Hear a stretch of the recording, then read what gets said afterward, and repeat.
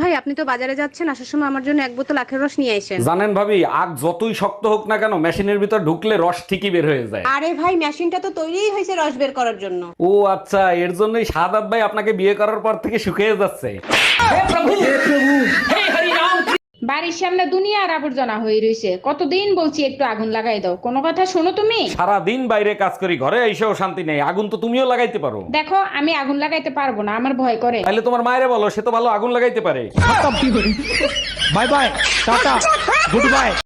কিরে, তোর school sir আমাকে রাস্তায় দেখে অজ্ঞান হয়ে গেল কেন? হইছে কি, তোর মরার কথা কইয়া এক সপ্তাহ ছুটি আনছিলাম।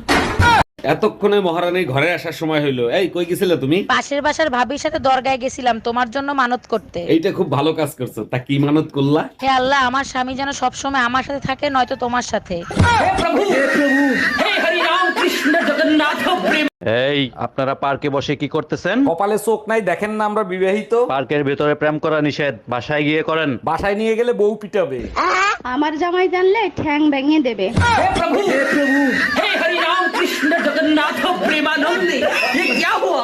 আচ্ছা, শুনছি ছোটবেলার থেকে তুমি নাকি জন্তু জানোয়ার খুব ভালোবাসো। হ্যাঁ, ঠিকই বলছো। এমন কোন চিড়িয়াখানা নাই যেখানে আমি জানোয়ার দেখতে যাই নাই। বিয়ের পরে তো একবারও দেখলাম না জানোয়ারদের ভালোবাসতে। কি বলতে চাও, আমি তোমাকে ভালোবাসি না? Bye bye, tata.